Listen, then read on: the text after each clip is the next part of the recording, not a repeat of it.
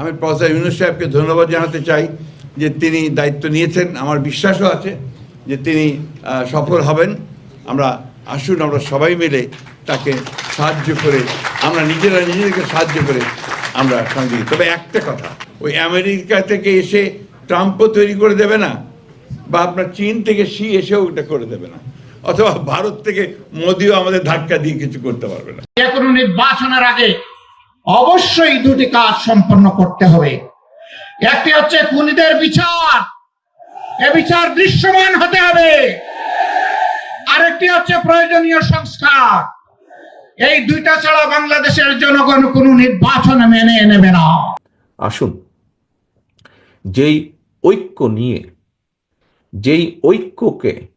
ঐক্যকে নিয়ে আমরা স্বৈরাচারকে বিদায় করেছিলাম, সেই ঐক্যকে আমরা ধরে রাখি। আজকের এই সফল অনুষ্ঠানের মতন আমাদের সর্বোচ্চ চেষ্টা থাকবে আগামী দিনে ঐক্যকে বজায় রেখে। আসসালামু আলাইকুম প্রদর্শক শ্রোতা, আস্তে আস্তে সুর পাল্টাচ্ছে বিএনপি। ডক্টর ইউনূস বাংলাদেশের সম্পদ, তার মেধাকে কাজে লাগাতে হবে। গুরুত্বপূর্ণ তথ্য আছে, আশা করি সম্পূর্ণ ভিডিও জুড়েই থাকবেন। চলুন ভিডিওতে বিস্তারিত দেখে আসি। জনতার ছাত্ররা ডক্টর ইউনূসকে সিলেক্ট করছে, অবশ্যই উনি জনতার সরকার। বিভিন্ন রাজনৈতিক দলগুলো চাচ্ছে যে কয়েক মাসের মধ্যে নির্বাচন, কিন্তু আমরা সেটা চাচ্ছি না। ওনারা ক্ষমতা আসে নাই, না আসতে যে অবস্থা শুরু করছে পরবর্তীতে তো এর চেয়ে বেশি করবে। দলীয়ভাবে সংস্কার না হওয়ার সম্ভাবনাই বেশি। অন্যতম 5 বছর ডক্টর ইউনূস সরকার থাকুক, দেশের সংস্কার হোক। মার্চ পর কাজ হয়েছে, মার্চ পর ইউনূস হবে, শুধু আমার দাবি না, দেশের 80% মানুষের দাবি এটা। নির্বাচন সবাই চায়, কিন্তু নির্বাচনের আগে আমরা মূলত সংস্কারগুলো চাইতেছি। বিগত সময়ে আমরা 5ই আগস্টের পরে রাজনৈতিক যে দলগুলো আছে ওদের সবাইকে দেখছি, কিন্তু কেউই আমাদের মনে আস্থার যোগান দিতে পারে নাই যে ওনারা আসলে কি সংস্কার করতে পারবে, বা যে ফ্যাসিস্ট আমলে যে ধরনের অত্যাচার নিপীড়ন বা আমাদের যে জুলাইতে রক্ত ঝরছে এগুলো তারা কেউ বিচার করতে পারবে কিনা। তো আমরা চাইতেছিলাম যে ইউনূস স্যারের সময় এই সকল ধরনের যে বিচার বা সংস্কারগুলো হোক। নির্বাচন আমরা ডিসেম্বর থেকে জুন, এগুলা কোনো নির্দিষ্ট সময় না। আমরা চাইতেছি যে যদি কালকের মধ্যে সংস্কার হইতে পারে আমরা কালকে নির্বাচন চাই, কিন্তু আমরা আগে কি চাই, সংস্কারগুলো চাই। প্রথমে যে 24-এর গণহত্যাকারীর বিচার চাই, সংবিধানের সংস্কার চাই। সংবিধানে যে জিনিসগুলো লেখা আছে যে সর্বোচ্চ ক্ষমতার অধিকার হবে প্রধানমন্ত্রী, আমরা সেটা চাই না। আমরা চাই যে জনগণ হবে সর্বোচ্চ ক্ষমতার অধিকারী। কেন সরকার হবে, যেহেতু একটা গণতান্ত্রিক দেশ। আমরা এই সময়ের মধ্যে নির্বাচন চাই না। ডক্টর ইউনূস হয়েছে বিশ্বের মাঝে একজন সুনামধন্য লোক, তার সারা বিশ্বের মাঝে যে পরিচয় আছে তা বাংলাদেশের কেউ পারতো না। আমরা গত বছর দেখছি যে বিভিন্ন দলের আমলে, যেমন 2001 থেকে 2005 সালে বিএনপির আমলে বাংলাদেশ দুর্নীতিতে চ্যাম্পিয়ন হয়েছে। বিগত সরকারের আমলে বাংলাদেশ দুর্নীতিতে টপ 10-এ থাকতো, কিন্তু দুর্নীতিতে বাংলাদেশের দুর্নীতি একবারে কমে গেছে। আমাদের দেশের উন্নতি হচ্ছে। আমরা এখন নির্বাচন চাই না, আমরা চাই ডক্টর ইউনূসকে। একটু আপনার আগের প্রসঙ্গটা একটু বলি, যে ধরেন ডক্টর ইউনূস গত 8 মাসে তার যে ক্যারিশমা দেখিয়েছেন ইন্টারন্যাশনাল লেভেলে, মানে হাসিনার ইকোনমি যে লেভেলে রেখে গেছিল, আপনি কি মনে করেন যে আমরা যদি ইমিডিয়েট পাস যদি বিএনপি ক্ষমতায় আসতো 3 মাসের মধ্যে মুখ থুবড়ে পড়তো? ব্যক্তিগত ক্যারিশমায়, ব্যক্তিগত যোগাযোগে ইকোনমিটাকে মানে রানিং করে ইন্টারন্যাশনাল যে চাপগুলো সেগুলো করে উনি একটা পর্যায়ে এসছেন। মানুষ কিন্তু ধরেন বিএনপি বা অন্য কোনো দলের এগেইনস্টে না। আমি তো বলবো যে আমাদের রাজনৈতিক দলগুলো অহেতুক জনগণের মুখোমুখি চলে যাচ্ছে। আপনি এখন ধরেন রাজনৈতিক দলগুলো ভাই ক্ষমতা আসলে কে সংস্কার করবে? আপনি বলেন না, কি সংস্কার করবে? সব তো ভাইরা ভাই। ভাই বিএনপির স্ট্যান্ডিং কমিটির মেম্বার কেউ যদি বলে আমরা ক্ষমতা গেলে কোনো সংস্কারই রাখবো না, সব কারেকশন করবো আমরা, তো আপনি কিভাবে আস্থায় রাখবেন এই দলকে বলেন? কনক ভাই, আমি প্রথমে যে জিনিসটা বলবো যে এটার জন্য মনে করেন আমরা কিন্তু ঘুমায় থাকবো না। আমি জানি যে আপনারা আরো সোচ্চার হবেন, সেটা বিএনপি আসুক বা অন্য। আওয়ামী লীগ যেখানে টিকতে পারে না সোশ্যাল মিডিয়ার সামনে, আমি যেটা বলবো যে এটার প্রভাবটা অন্তত যারা লিডার আছেন তাদেরকে আমি বলবো বিশেষভাবে আপনারা বিবেচনা করতে। আপনারা যে অবজ্ঞা দেখাচ্ছেন, যে ইগনোর করছেন, এটা কিন্তু অ্যালার্মিং। এদের সামনে কিন্তু শেখ হাসিনা টিকতে পারে নাই।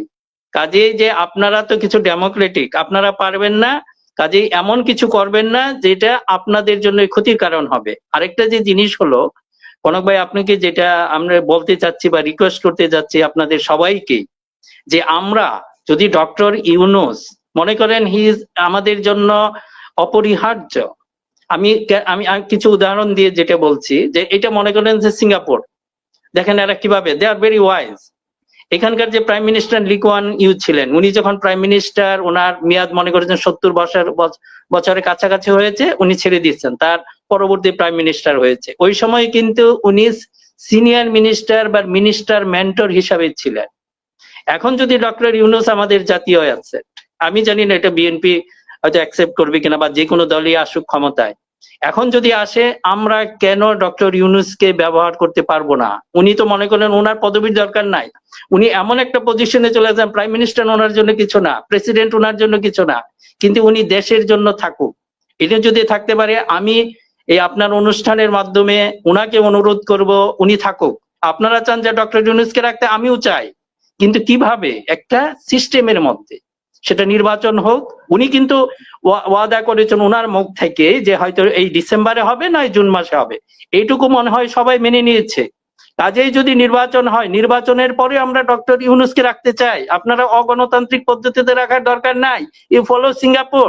সিঙ্গাপুর ওনাদের যে আগের প্রাইম মিনিস্টার ছিল, পরে মিনিস্টার মেন্টর হিসাবে ছিলেন, তারপরে এখনকার যে প্রাইম মিনিস্টার ছিলেন কিছুদিন আগে, উনি লি কুয়ান ইউ এর ছেলে, উনিও কিন্তু এখন সিনিয়র মিনিস্টার হিসাবে আছেন, মিনিস্টার মেন্টর হিসাবে আছেন। আমি এখানে আরেকটা কথা বলি ইয়া ভাই, করং ভাই, যে আমাদের এখানে কিন্তু একটা খুব ইম্পর্টেন্ট একটা পোস্ট আছে, ন্যায়পাল। সে আমরা যদি ডক্টর ইউনূসের মতো একটা ব্যক্তিত্বকে ন্যায়পাল, তখন ন্যায়পালই একটা বিরাট বিষয় হয়ে যাবে, এবং উনি কি করবেন, সমস্ত রাজনীতিকে ক্লিনসিং করে ফেলতে পারবেন। প্রাইম মিনিস্টার হোক, প্রেসিডেন্ট হোক, আপনারা এই আবেদনটা জানান, আমি আপনাদের সঙ্গে থাকবো, ডক্টর ইউনূস থাকবে আমাদের ন্যায়পাল। এবং এটাকে আপনারা নেগলেক্ট করেন না। সিঙ্গাপুর দেখেন ওনারা করতেছে, ওনার যদি সেই এটা থাকে, আসুন না আমরা সবাই মিলে। ডক্টর ইউনূস কোনো দলের সম্পত্তি না। এই যে আমি দেখি এনসিপি না, আপনারা যেটা আছেন আপনারা টেনে নিয়ে যাচ্ছেন কিসের জন্য? ডক্টর ইউনূস আপনাদের জন্য না। এটা যদি করেন, এটা ভুল ইউজ হবে, ওনার একটা ভুল ব্যবহার হবে। আমরা আসুন সবাই মিলে ডক্টর ইউনূসকে এমন একটা জায়গায় রাখি, উনি যতদিন আল্লাহ ওনাকে বাঁচিয়ে রাখবে, উনি মেন্টালি এবং ইন্টেলেকচুয়ালি অ্যাক্টিভ থাকবে, ওনাকে আমরা এই পজিশনে চাই। আমরা আমাদের মূল ইয়ে দেখে আমি একটু বলি, শুধু আমাদের মূল সমস্যাটা হলো দুর্নীতি। এই একটা জায়গায় যদি উনি সংস্কার করতে পারেন, পুরো জাতিটাকে করতে পারেন, তাহলে আরো কিছু লাগবে? আর কিছুই লাগবে না। যে প্রাইম মিনিস্টার হোক, যে প্রেসিডেন্ট হোক, ওকে লাইনে থাকতে হবে, লাইনের বিরুদ্ধে হুএভার ইট ইজ, যে কোনো মেধার হোক, যে কোনো, ওইগুলো আমাদের চিন্তার বিষয় না। কাজে ডক্টর ইউনূসকে যদি, এই যে আজকে আপনারা ডক্টর ইউনূসকে বেশি ভালোবাসেন, আমিও ভালোবাসি, আমার মধ্যেও আছে, কিন্তু আমি ওনাকে এই জায়গায় রাখতে চাই। ওনাকে আমরা বিতর্কিত করতে চাই না, ওনার জন্য আমরা গণতান্ত্রিক ধারাকে ব্যাহত করতে চাই না, ওনার জন্য নির্বাচনকে দূরে নিতে চাই না, নির্বাচন সময় মতোই হোক। জি, আপনি বলুন। জি, কথা শুনতেছি তো, গত 16 বছর যে অগণতান্ত্রিক অনির্বাচিত স্বৈরশাসকের অধীনে ছিল, এত জোরে তাদের কথা বলতে শুনি নেই ভাই। 8 মাসের মধ্যে গণতন্ত্র একেবারে মাথার মধ্যে ঝাঁপাই পড়ছে এদের। না কনক ভাই, আমি হ্যাঁ বলেন। আমি আপনার একটা কথার সঙ্গে দ্বিমত পোষণ করি। এই শব্দটা ব্যবহার করতে চাই না যে ডক্টর ইউনূসকে ব্যবহার করে না, ডক্টর ইউনূসের মেধা, যোগ্যতা এবং যে সংযোগ বিশ্বব্যাপী, সেটাকে আমরা দেশের প্রয়োজনে ইতিবাচক ভাবে করতে পারি, আমরা যদি কাজে লাগাতে পারি, তাহলে এটি আমাদের জন্য মঙ্গল, যেটি ইতিমধ্যে আমাদের অধিকাংশ মানুষই উপলব্ধি করছেন। কেউ তো ভাই আন্দোলন ডাক দেয় নাই যে ডক্টর ইউনূসকে 5 বছর চাই, ডক্টর ইউনূসের সরকার চাই, কেউ কিন্তু মানে আন্দোলন কর্মসূচি আছে নাই। এটা সাধারণ মানুষের উপলব্ধি, তারা ফিল করছে বিষয়টা। দর্শক শ্রোতা, এই বিষয়ে আপনার মন্তব্য থাকলে লিখতে পারেন কমেন্ট বক্সে আপনার মন্তব্য। বিএনপি যেভাবে সুর পাল্টাচ্ছে, তারা জনগণের আস্থা ফেরত আনতে চাচ্ছে। বাংলাদেশে যে কয়জন বহির্বিশ্বে আছেন, পিনাক্ষী দাদা, জ্যাকব মিল্টন, এরা যেভাবে, সাংবাদিক ইলিয়াস, এরা যেভাবে বিএনপিকে ধুয়ে দিয়েছে, তাই বিএনপি সংশোধন হওয়া শুরু করে দিয়েছে। প্রিয় দর্শক শ্রোতা, এই বিষয়ে আপনার মন্তব্য থাকলে লিখতে পারেন কমেন্ট বক্সে আপনার মন্তব্য। আজকে এই পর্যন্তই। আল্লাহ হাফেজ।